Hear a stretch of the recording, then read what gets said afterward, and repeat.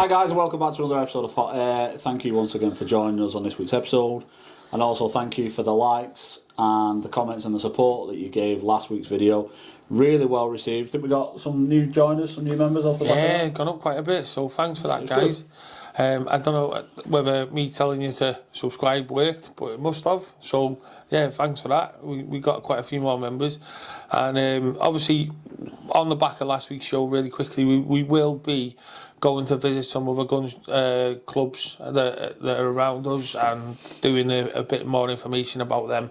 Try and build a network for you guys so you can see exactly where to shoot and like in a which portfolio. areas. Yeah, exactly. Yeah.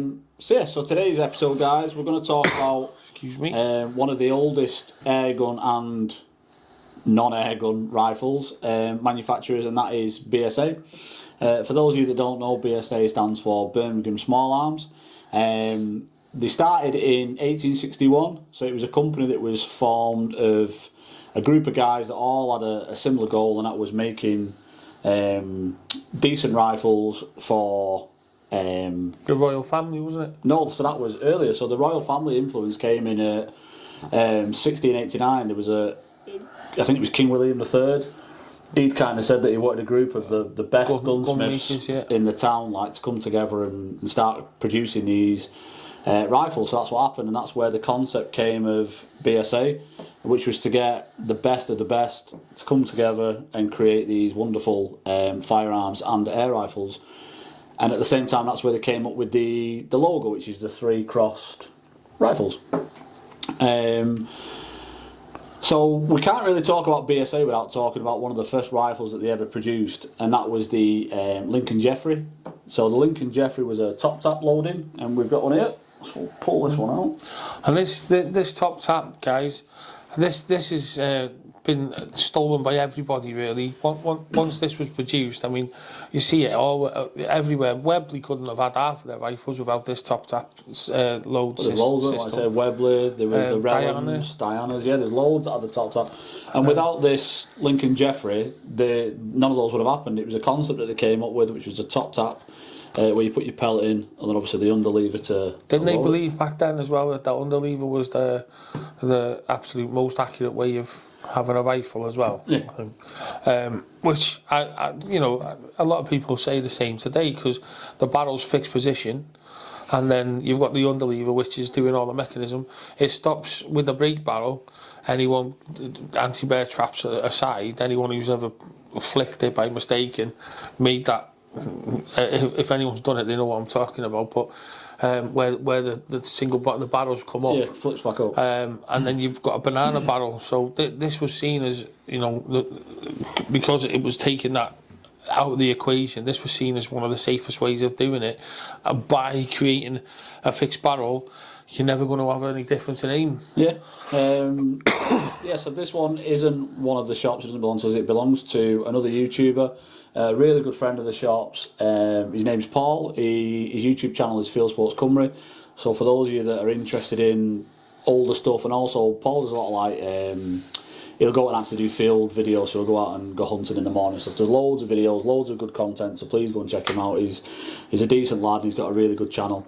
So this one is the H model, I believe. I think it was 1906, 1907. And between the first lot of production rifles that they did in 1905, by the time they'd finished the production, or getting towards the back end of the production run in 1907, they'd made 10,000 of these rifles. Yeah, 10,000. I mean, that, isn't it? And this is the one with the predominant pistol grip. Yeah, so this is an even rarer one, because it's got the...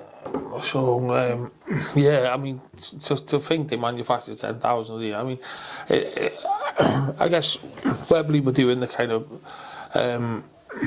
it looks like a lot like the Webley Mark III design, doesn't it, from like this point upwards? Yeah. Obviously the back end's different. Yeah, and I think the next one that we're going to pull out again is another one of Paul's. He's kindly let us borrow a couple for today's video. When we bring the BSA up, which was 1933, it was their first break barrel rifle. Yeah, I think it was called the... Was it a breakdown pattern? I think it's what they it's had called. a lot of press, didn't they? Because they insisted that this was the way forward, and I tend to agree with them. And they wanted to stick along this pattern, but then from other airgun manufacturers at that time, then bringing out Sorry guys, as always. Dying again. These brake barrels, they were under a lot of pressure to do the same, and that's when they decided to come out with that version. Yeah, so I think the underlever one was deemed to be quite expensive. Not this one, the one that we're going to bring out in a second. And then because other manufacturers, as Gareth said, was bringing out these brake barrel rifles, BSA had always said that underlever rifles were the best by far. And then because they were getting pressure from all these other manufacturers who were bringing out cheaper alternatives to the market, the guys at BSA decided that they should do what they'd always said they weren't going to do, which was bring out their own version of a brake barrel. So I'll put this one away and we'll bring out the next one. He's having to put it back in the same slot today, guys, because all the slots are full. It's not a case of swapping it over to me today. There's a lot of rifles to go through.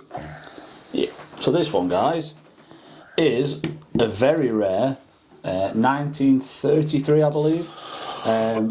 This is the breakdown pattern rifle that BSA introduced, which, as we just said, is the brake barrel version. This is one of the really early ones because it's one that's got the thumb grip over the side. Oops, and I love the way in the. This is when the checkering guys they've actually. It's on this side as well. It's on both sides. Oh, you can see it. If you can see it on that side. If not, can we put a still in? Yeah. We'll pop a still into that, guys. Just we'll drop that in now. Yeah.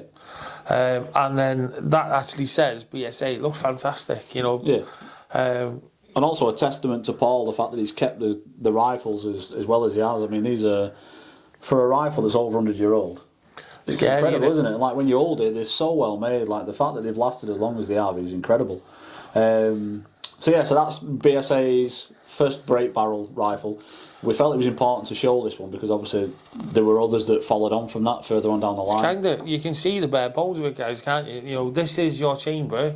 This is where your spring, your piston, everything else is. This is basically, apart from your trigger mechanism being put on the back rather than underneath, this is your early springer. It's a very naked version, isn't it? It's a naked version. You drop a stock on here, and you've got every other spring out there. If I just take that out of there, guys, and just slowly rotate and try not dropping it. You can see the spring there. Pick it up, you can actually see the spring there.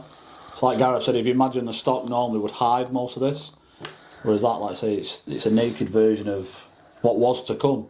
Yeah. So yeah, fantastic, isn't it? Yeah, really smart. So yeah, guys, so that one was 1933 onwards, and then obviously in 1940 there was the World War was happening, and BSA were commissioned to make military grade weapons. So they did the 303 Lee Enfield, and they did the 303 Browning, and they did a BSA as well. I can't remember. I think it was like a 7 something. And obviously because they were making these rifles and they were doing ammunition stuff, obviously they got bombed a lot. Like the factory came under massive pressure and they had casualties. There was obviously a lot of deaths in the factory and obviously a lot of injuries as well, but they still managed to get out. Keep going. Yeah, it's incredible. The fight and the willingness to keep going is incredible. The fact that they did what they did while they were getting bombed every other minute is mad. And then set straight back up again once the factories just had a mortar at the back. Yeah. Straight back up again. Yeah. Unbelievable. And then straight after the war had ended, which was like 1945, they brought out the BSA Cadet. Now, unfortunately, we haven't managed to get a Cadet. I have got one in the shop, but it's a bit rough and ready. I didn't want to put it on the camera because it is a project for somebody who wants to take on a project. So I didn't want to bring it out because I didn't want to detract from these stunning rifles. And then a year later, BSA brought out the Cadet Major, which was kind of like a full-length version, wasn't it? The Cadet was the one that was for the youth, the kids' rifle, and then the Cadet Major was the bigger one. And then I think it was 2 or 3 years later, they started bringing out the Air Sporter, which was the Air Sporter Mark 1. So we'll just put this one away, guys. We've got one of them, haven't we? No, we didn't manage to get a Mark 1, but we've got a Mark 2. Got a Mark 2. Now the Air Sporter, so they started, as I said, in 1948. They did Mark 1 through to Mark 7. They did a Centenary model. They did the Stutson model. And then they did the Air Sporter S as well. So there was a big range of these rifles that they brought out. The one that we've got here today, guys, one of the ones we've got is... I think it's fair to say everybody in their rifling, in their airgun ownership over time, I've probably had their hands on one of these. Yeah, I think they're very popular. And every time we have them in the shop, people come in, they're never about for long. People always come in and go, oh, it's the Air Sport, and they'll take it because they've either got a fond memory of owning one, or they always wanted to own one, and they've seen one reasonably priced. And they think, People used them on the fair as well, didn't they? There was a lot of them. Yeah. You know, these we even though they're full powered and a lovely rifle to shoot, people would stick them on the fairground. Well, the BSA, the breakdown pattern one, what the fun fair guys used to do was they used to attach a cork to a bit of string underneath, and they actually incorporated it into the fun fair. So that's like your knockdown, winner teddy type thing. So Air Sport 1 through to 7 and the other models that we just spoke about, and then they brought out the Mark II. Which is very similar to the Mark 1. The only difference being the Mark 1 was a one-piece barrel, so it was straight the way through, and it had a leather washer, whereas the Mark 2 and all the subsequent Air Sporters... Is that a left leather piston head? Yeah. All the subsequent Air Sporters, they all had a screw-in barrel. So that was kind of the only difference. This is a really, really nice one. It's got a two-piece stock. I don't know if the camera will pick that up. If not, I'll put some stills in at the end. Still got its black on here. A lot of people, you end up with them polished, don't you? Yeah, they take the black enough, don't they? But again, for a rifle that's as old as it is, it's a decent overall nick. It's still got foresight. And again, an underlever. Yeah. You know, this is your early pro sport. I'm not sure I just said that, but you know, the design, the concept, it looks like, you know, taking the rifle shape and hiding the underlever in the stock. Fantastic. You know, trying to make it look like a rifle, isn't it? Yeah. And it's just worth saying that the Mark 1 Air Sport, it went on for a long time. I think it was 1948 to 1962, 63. And then obviously the Mark II came out, which is this one. So this isn't a Mark 1. We couldn't get hold of a Mark 1. There are a few out there, but we didn't have any in the short period of time since last week to this week's video. So this is a Mark II. With a pop-up sight. Yeah. Stunning. Brilliant, isn't it? Yeah, it's really well made. Yeah. And then in 1959, so between the Air Sporters being made, they brought out the Meteor, and the Meteor was the first rifle that they designed that had the mounts, the rails for a telescopic sight, which is proper scope. Yeah, it was like a proper game changer. They'd gone from having these flip-up sights or the open sights, so then being actually put a telescopic sight onto the. One of my first rifles, a Meteor. I had a Bico, and then I had a Meteor a while later. So. Yeah. I think one of the first air rifles I ever fired was a Meteor. Yeah. Yeah, it was great. Yeah. See, BSAs, they've all, at some point in your life, you've had a BSA. If you're an airgun person and you're airgun mad, you know, you've had a BSA at some point. I've had gold stars and all sorts. Yeah, and fond memories of them as well. I remember my dad having them and he loved them. It was always either a BSA or a Dyno with my dad. They work, don't they? They work. That's the thing. You know, the independent. There's something you can pick up, you throw it in the corner, go out shooting, come back. Forget about a wipe oil thing. These are the farmers gun. You can just throw them in the corner, don't even worry about it, and pick it up next week and take it back again. They're strong as an ox, aren't they? They're like a farm, brilliant farm gun. Yeah. I think that's why. I was in a shop. Big shout out to the guy in Aberystwyth. His little gun shop there a while back, and I remember I really wanted the HW77, and I love Wirax, and everyone around this area sort of Wirax mad. And I went down to Aberystwyth, and there was a Wirax HW77 on the shelf, and I thought, oh crikey, you know, what am I going to have to do for this? And I looked at the tag, and it was something ridiculous, like £120 or something like that. It was nothing, absolutely nothing. And I said to the guy, crikey, I said, that's really cheap. He said, oh, the farmers around here, they don't like them. I said, don't they? Why? He said, oh, they like the BSA, you know, they like the British rifle, you know, BSA. And I said, I've got, I think I had, what did I have, an Eclipse or something in the car? No, that's Webley, sorry. I had, it might have been an early Gold Star. I had something, a BSA early Gold Star, I think it was. And it was a bit battered. It wasn't worth much.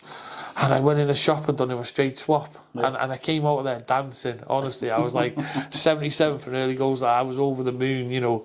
I'll never forget that. And he gave me the case as well, guys. I did offer to take it back, but because I didn't have a case to bring it from the car, he gave me a case as well. So shout out to him in Aberystwyth, little gun shop there. He's a lovely guy. Yeah. He's still going, but like I say, fond memories, BSA. Yeah, the next one that I'm going to bring out is one that I've got a lot of fond memories of. It's one that my dad had. Oh, there we go. And this is the Mercury. So I remember going out with my dad, going through the woods, going across fields. My dad carrying one of these over his shoulder, and me thinking he was the best thing in the world, thinking my dad's like Action Man. Again, a really, really well-made rifle. Break barrel. Similar stock, but it's all Yeah, one very piece, similar isn't action it? and similar style stock to the later air sports, weren't they? Like the Mark 5, Mark 6. And has this one been painted, or is this? No, it's original. Is that original? Yeah. So they're like anodised black, aren't they? Yeah. Almost. This is one that's in the shop. The owner of this has asked me to strip it and redo it. He wants it to be like mint when he had it when he was growing up, like. Oh, okay. Yeah. But yeah, real fond memories of this one, guys. Like I say, it's one that I always remember. My dad. I always remember him carrying it. He had one of these in a big Diana. I remember the Diana was too hard for me to cock, but I remember having a go at this and thinking it was brilliant. When can I have it, Dad? Yeah, I thought my dad was Rambo. And this hasn't got the scallop at the back. This is where they've gone to a one-piece stock, isn't it? So, yeah. But same sort of. They've all got that nice sloping profile, haven't they? Yeah, very similar to the later air sporters. So yeah, fantastic, aren't they? I love the everyone you've put there. You haven't seen it, guys, but everyone that he's put up here right now have all got this BSA embossed in the top, and it doesn't.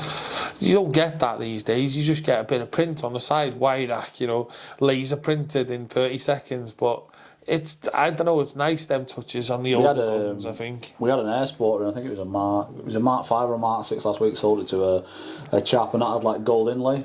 Oh, a lot of people and do you look that. at it, and it's stunning. It looks really, really nice. Yeah, I love that. Or white. There's a restorer out there. One of the guys, he does a lot of re-blacking for people, and I've seen him really go out of his way. He'll re-black, and then he'll just drop in a bit of white paint all the way around. Yeah, it's good. So most of you guys have probably had one of these, or will have had fond memories of one of these. It's certainly one that I remember really, really well. So that is the Mercury, and then 1977, BSA brought out the BSA Buccaneer, which is on Gareth's side. Yeah, we go on my side now. This one is it's had a bit of fondling. This one, it's been off to Welsh Willie. So for those of you who don't know who Welsh Willie is, it's not as grown up as it sounds. Welsh Willie is a tuner, so he techs rifles and he's just got his little logo there, guys. So I imagine he's done tunes something the rifle, to same it. as ARC do with Virax and stuff like that, guys. This is a plastic stock. This really is sort of weird stock, isn't it? I don't know if it's ahead of his time or behind his time. I really don't know, because obviously now we're coming back and we're starting to use sort of polycarbonate and things like that all the time. We're seeing it every day. But this was 77. This was shell suits and even before then, wasn't it? It seemed to be cutting edge, weren't it? Like they've brought out this plastic moulded stock that they've put like this wood grain patterning through it that you might not be able to pick up on the camera. It's a weird thing. Like it's not a great feeling thing. This was Ford Capri and the Avengers, wasn't it? That's what this was. This was something that was going to go up in a suitcase and fold out and snipe someone. It's really cool. Please don't do that. No, don't listen to me. But the one thing I love about it is the peep sight on the back. The peep sight's good, isn't it? That's really cool, and the fact that survived. Well, anything, even like you look at the old 77s or any of them really, a lot of the older style air rifles, one of the things that always gets removed is these rear sights or the fore sights, because people always used to strip them off and then put a telescopic sight on, because obviously they've got the dovetail mounts on, the dovetail rails on. So they always go off. So when we get one in that's got the original bits on it, it's quite exciting. And that's had it dropped in with white, hasn't it? Yeah. So they've gone around it with a bit of white paint or enamel or something just in the engraving there. Yeah, so that's the Buccaneer, guys. Yeah. A weird one. Really like that as well. It's like I don't know. Are these a full powered rifle? I'm not sure. I think they're about 10 foot pound, 9, 10. Yeah. I don't think they're quite. So you're going to get the rats with them, but yeah. Yeah, it's not my cup of tea. I do like a wooden stock. I think wood stock is a nicer feeling and a better balanced bit of kit. I think the plastic one, I don't know, it just feels a bit cheap. But they were a popular rifle. This is lovely, this one, isn't it? Yeah, so then the next one that they kind of brought out, the next one in their range of Springers, was the... It wasn't this one, it was the Stutson. So the Stutson came before this one. So that's not that one. No, you're alright, you've done it in the right order. So the BSA brought out the first version of the Stutson. And for those of you that don't know, Stutson in German means cropped. So it basically means that it looks like the rifle's been shortened, but it hasn't. It just means that the stock's been extended to the end of the barrel. Really, really well looked after. Again, this is an underlever. And it's got They like their underlevers. It's got a version of a top tap. It's not the lever tap. It's one where you cock it and then there's a little handle there and it rolls over so that it opens the breech. Pop your pellet in, close it, and then you're away. Really, really nice rifle. Feels quite heavy, but when you pick it up, it's really well balanced. It's a little bit like a TX200 in that it feels weighty, but then when you shoulder it, they feel really, when really you pull comfy. the trigger, it doesn't move, does it? It's really solid. Really well made. And probably one of my favourite rifles, if I'm being honest. It's kind of like this, the TX200, like you said, the 77, the Webley Eclipse. I mean, I had a Webley Eclipse on my wall, but it's all the kind of same era, isn't it? Yeah. And the same sort of arrangement, you know, underlever with an open chamber. Yeah. And as they've gone on, they've obviously made the rifles more comfortable for the user. So as you saw with that 1933 breakdown pattern one, you're holding the bare metal on your hand and your foregrip, and then obviously you've got an exposed spring, whereas this is a really comfortable stock. Nice chunky forend, really nice rounded cheek piece, big comfy butt pad. And then obviously seeing it with the telescopic sight on, it's they look like they've jumped miles, don't they, in the future when you compare. I love the trigger guards on these. Yeah. The fact that they're not square and like most are just a little oval. They're like a teardrop shape. They're really nice. It makes the rest of the rifle stand out. But like you say with the stock, you could close your eyes or squint and it could be an Eclipse. It could be a 77. It could be. It's a 77, the one I always think it looks the most like. Very similar. Very similar. Yeah. And again, the person who owned this before we had it in the shop has obviously taken real good care of it. Which is not which is a compliment really, because 77, you know, can't be some brilliant rifles. No, well, they are probably one of the best, aren't they? They're fantastic. There's no getting away from it. But these are one that I always have really fond memories of. I remember my dad having one and thinking it was fantastic. Come on, that one. Yeah. So that was the Super Sport, guys. And then after the Super Sport, they brought out the RB2 Stutson, which was the later version of the Stutson, which Gareth will bring up in a second. This is nice. So we have got one of these in the shop. This isn't a shop one. This one belongs to one of the guys who regularly watches our channels and comes in the shop all the time, and that is Dave Nuttall. You will have seen his Ripley on the Ripley episode that we did. The XL1, wasn't it? Yeah. What a rifle that was as well. Yeah, this is stunning. The thing I like about this one is that it's been maintained and kept very, very original. Apart from the addition of a telescopic sight. But that's almost period though, because that. No, it's correct. What I'm saying is a lot of the time you see these. Open. So like the foresight, the rear sight, they're always removed. Almost always they come off. The RB2, the difference between this and the first one they did was that they added the safety. The first Stutson that they brought out didn't have a safety on it, whereas this one does on the back end. And it's like a shotgun safety, isn't it? It's just in that it's in the right place, isn't it? Because your finger's there, so when you're ready, you just slide your thumb and trigger away. Stunning rifles, really, really well made, really, really well thought out. And the tap on these when you open that breech. Yeah. Same as the last rifle, same as the last one, and this is an underlever as well, guys. The underlever starts here, so you push the button in and pull down. So again, with the fulcrum being back here, you're going to have the issue a little bit like you do with the Pro Sport, where after 10 or 20 times cocking it, you get a little bit worn out. But you know, for miles ahead, isn't it? You know, and one of my favourite scopes on top. The Simmons Whitetail Classic. I can't believe he's got that on top. That's a lovely scope. That, you know how much I like them. It's a really, really well put together bit of kit in it. Yeah, it really is. If that was the bigger one, I'd be fighting him for that. I wouldn't let him have the gun back. But I Like want a challenge, that, Dave. that's a challenge. I want the bigger one. I'll have a fiver on you, Dave. Just But no, I really like the classic scope. and it suits the gun, doesn't it? Yeah. It suits the style of the rifle, Yeah. and also it suits the period of the rifle. It's either got to be a complete gloss black scope or I like these ones. one of these. I Yeah, do like these ones. definitely. Yeah. And they're getting rare. They're getting expensive now. Yeah. You know, I've seen one not long back. I shouldn't say this because I'm after one. They're really cheap. They're not worth much at all. No. Bump the price up there. They are getting expensive, them Whitetail Classics. So anyone who's sat there with one sat on the gun, you know, you keep on to it. You've got a nice little bit of kit there. Yeah. But the finish on this is great as well. Is it And again, enamelled or? No, I don't think it is, no. But then testament again to the owner of the rifle in that they've kept it really, really well. They've obviously looked after them. So Dave. And then again, the BSA trigger. Yeah, it's like a shotgun, isn't it, under there?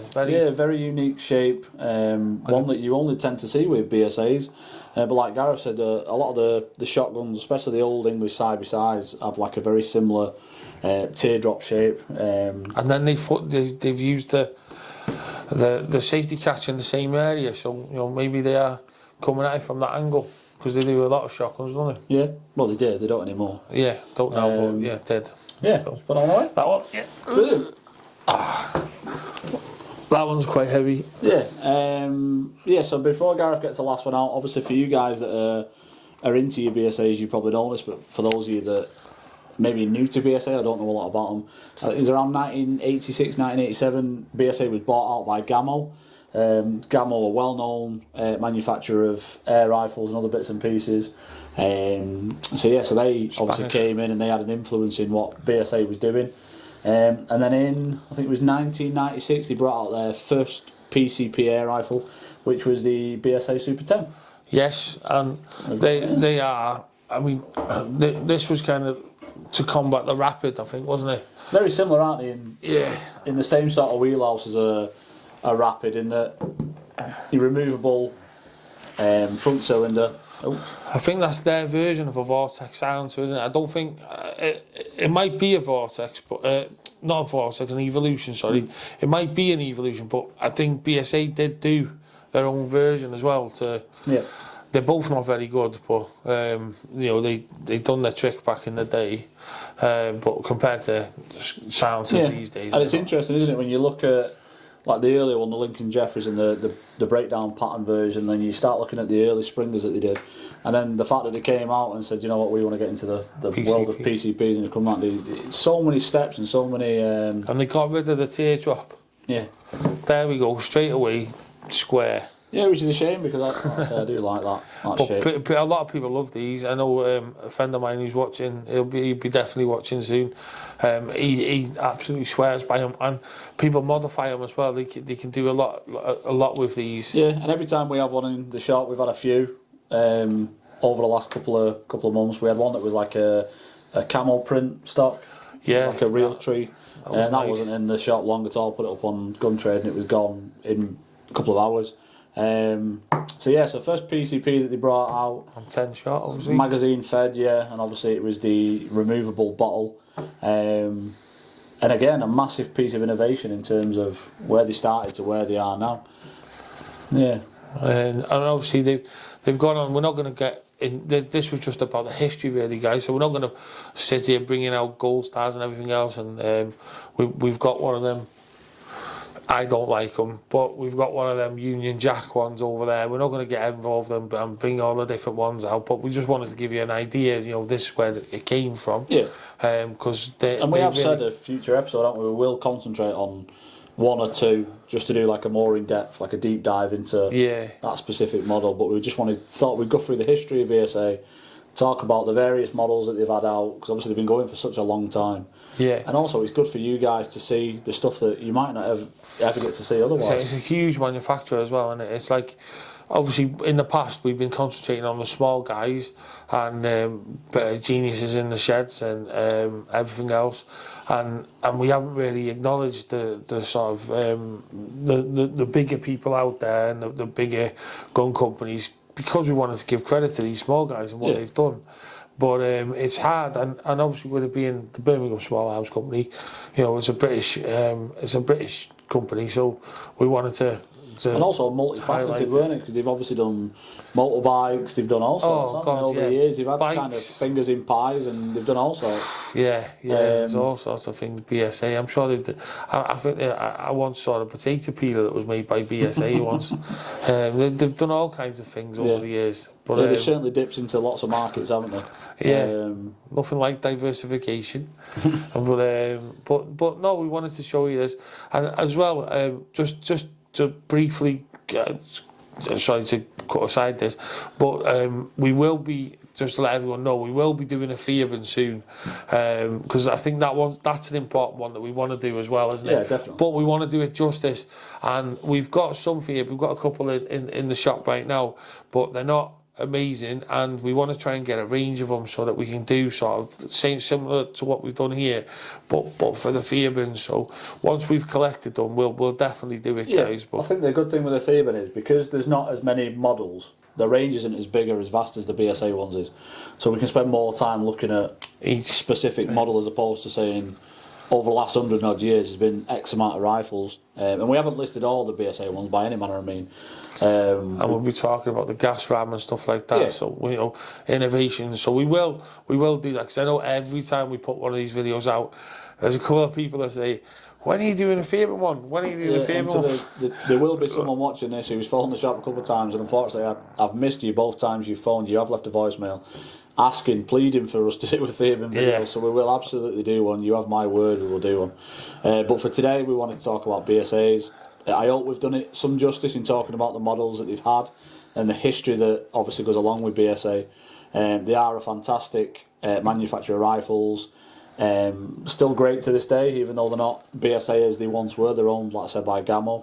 But I think the quality of the rifle is still there. You look at the R10s, the R12s, Scorpions is another one that's been around for a long time. It's still you sell tons, don't you? As soon as you get them in the shop, and as well, they don't come back, guys. I think that's a key to it. You know, I think if you keep on top of your services and you maintain them well, I think they last for as long as you let them last for. And I think the fact that we've got some of the guns here that are 100 odd year old, you know, they're well made. If you look after them, they'll be around forever. So we hope you've enjoyed that video. We hope it was informative. Would have liked to have had a... Sorry we didn't get the Centenary one, guys, but they're really expensive and hard to get hold of. But that's probably the only one that we would have liked to have got that we didn't. And maybe if we do get hold of one of them, we might do a little show on it in the future, just on its own. We'll definitely deep dive into one or two of them and do like a dedicated episode to that one, because there are some of these that change the way air rifles are manufactured by other manufacturers forever.